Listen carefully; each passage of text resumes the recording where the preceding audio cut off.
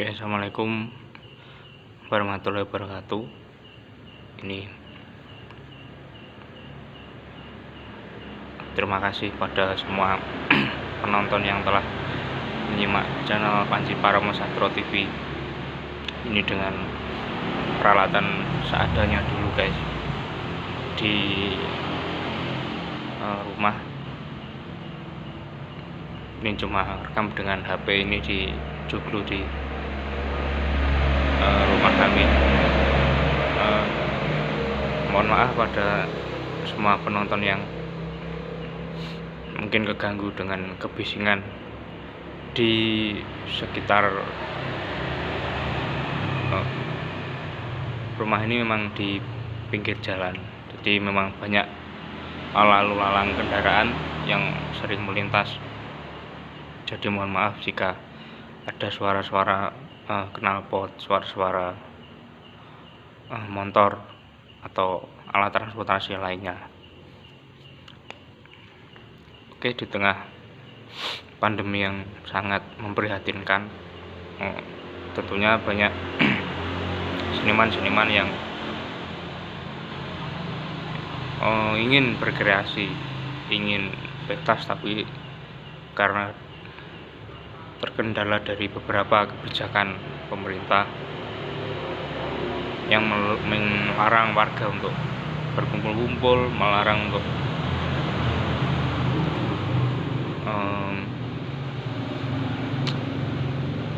mengadakan keramaian.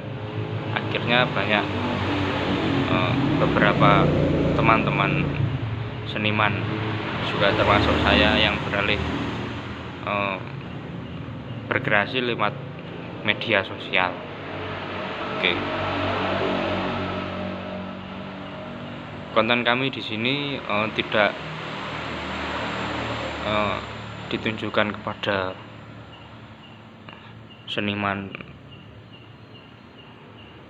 dan juga pemerhati budaya pada khususnya, tapi memang channel saya ajukan terutama sasaran saya adalah penonton awam, karena kami dan juga para seniman dan pemerhati budaya lainnya sudah sangat paham tentunya dengan dunia pedalangan, karena memang basic saya adalah seorang dalang. Tetapi juga saya ingin memberikan beberapa informasi kepada penonton awam, agar mereka yang belum tahu apa itu seni pedalangan, apa itu wayang kulit, bisa lebih mengetahui lagi. Dasar-dasar dalam pertunjukan wayang adalah catur, sabet, dan karawitan pageliran. Catur adalah wacana dalang yang diucapkan seperti janturan, pocapan, dan ginem. Janturan adalah narasi dalang yang disajikan pada adegan-adegan bernuansa Prabu, bernuansa seperti agung, wingit, seperti adegan kerajaan, atau kalau tidak juga janturan yang model-model sekarang seperti suasana batin tokoh, narasi ketika sedih, itu bisa dikemas dengan janturan. Kemudian yang kedua adalah pocapan, yaitu narasi dalang yang disajikan berdasarkan situasi batin tokoh. Oke. Apa perbedaan janturan dengan pocapan? Janturan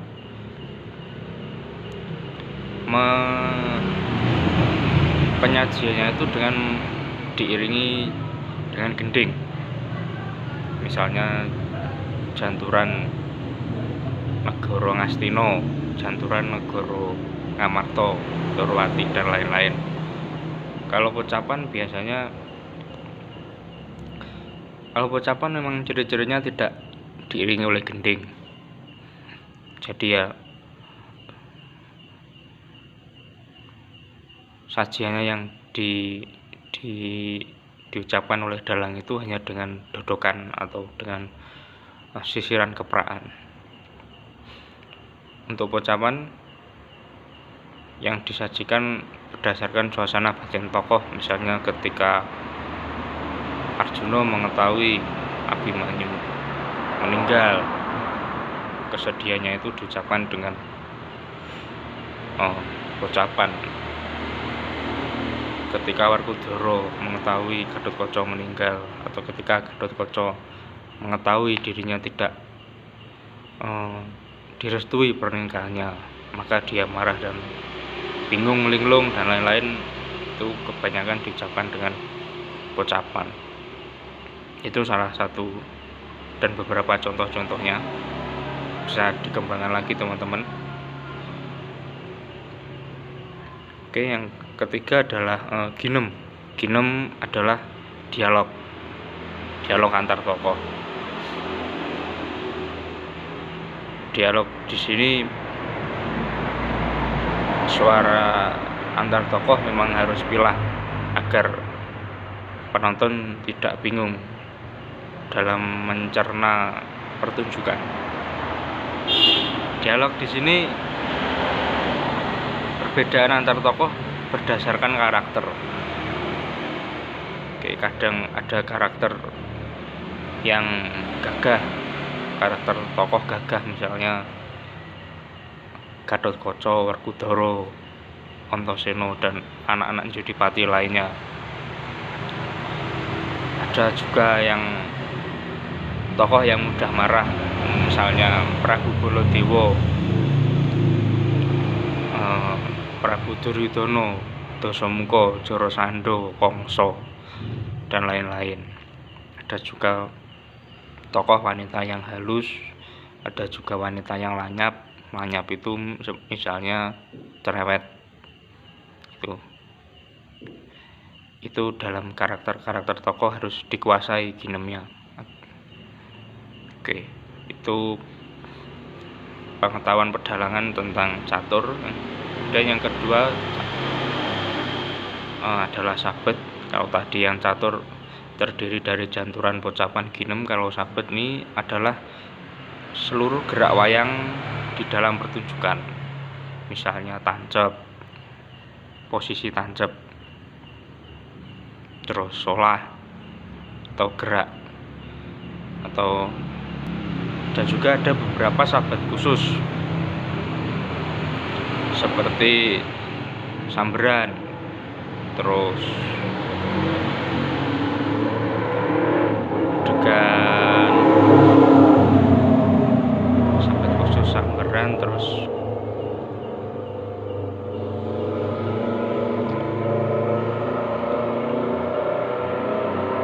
misalnya kalau putri itu ada gerakan tari untuk tokoh-tokoh geleong, tokoh penari geleong biasanya. Dan juga gerak-gerak yang lain seperti ulap-ulap. Untuk gerakan dalam sabet dalam pertunjukan wayang biasanya masih ada benang merah dengan gerakan-gerakan tari, misalnya kiprah. Itu kebanyakan porsi geraknya hampir sama, dan juga idiom-idiom yang dipakai itu masih ada benang merahnya. Jadi mungkin ada beberapa kesamaan antara kiprah pada tari dan juga kiprah pada wayang kulit. Itu. Terus untuk karawitan yang ketiga adalah karawitan pakliran, yaitu musik dalam wayang terdiri dari gending, terus dodokan, kepraan dan suluk. Oke. Dalam gending dan juga sulukan itu, ini secara konvensional dulu ya, itu terdiri dari 3 patet atau 3 pembagian, yaitu patet 6, patet 9, dan nyuro. Jadi misalnya patet 6 itu ketika jejer sampai perang gagal kalau yang sekarang secara umum. Terus kalau patet 9 itu goro-goro sampai perang kembang, terus juga bisa dikembangkan lagi. Terus kalau yang patet manyuro itu ya setelah perang kembang, misalnya jejer manyuro sampai rubuhan, sampai tancap kayon. Itu pembabakannya seperti itu. Untuk suluknya juga ada suluk-suluk khusus antara patet 6, patet 9, dan manyuro. Itu suluknya juga berbeda. Suluk itu lagu yang disajikan dalam, terdiri dari odo-odo, patetan, dan sendon. Perbedaannya adalah kalau patetan itu menggunakan rebab dan gambang, gender. Kalau sendon itu tidak menggunakan rebab. Sedangkan kalau odo-odo itu hanya menggunakan dodokan atau kepraan. Untuk instrumennya yang mengiringi itu, maksudnya yang memberikan warna pada suluk itu cuma gentir saja. Jadi perbedaannya seperti itu. Itu adalah pengetahuan tentang pakeliran, terdiri dari catur, sabet, dan karawitan pakeliran. Kemudian dalam pertunjukan wayang dikenal dengan istilah sanggit. Apa itu sanggit? Sanggit adalah kreativitas dalam mengolah pertunjukan. Oke, jadi sanggit itu perspektif dalam bagaimana memandang cerita itu dan bagaimana mengolahnya, mengkontekstualkan dengan dunia sekitar dan lain-lain. Oke, kriteria sanggit yang baik dan menarik itu tutuk mulih kempel. Tutuk mulih kempel. Tutuk itu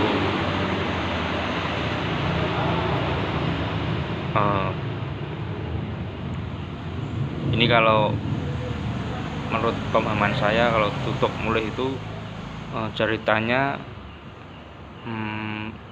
nyambung. Misalnya ketika Dewa Ruci, ketika dijejer pertama, Bima ingin mencari Tirta Perwitosari. Di belakangnya juga terkelirkan keberhasilan Bima mencari Tirta Perwitosari. Nah, itu untuk yang itu atau mulai. Kalau kempel itu jalinan antar tokoh. Jadi tokoh yang keluar itu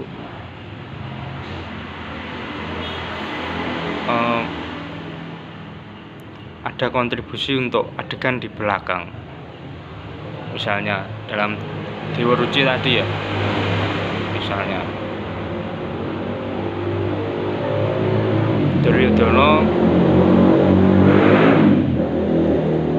Duryudono ketika di awal memberikan instruksi kepada Durna atau memberikan instruksi kepada Sengkuni untuk mengikuti Werkudara atau Bertasena dalam mencari Tirta Perwitosari tersebut. Di endingnya nanti juga ada berbuan tentang Duryudono yang marah karena Werkudara berhasil memperoleh Tirta Perwitosari. Nah, jadi adanya tokoh di depan itu memberikan kontribusi di belakang. Oke, sekian dulu pengetahuan tentang dasar-dasar pertunjukan wayang kulit yang terdiri dari catur, sabet, karawitan pakeliran, catur. Oke, terima kasih. Jangan lupa untuk selalu bijaksana, karena bijaksana adalah salah satu kunci menuju kesuksesan. Assalamualaikum warahmatullahi wabarakatuh. Salam budaya.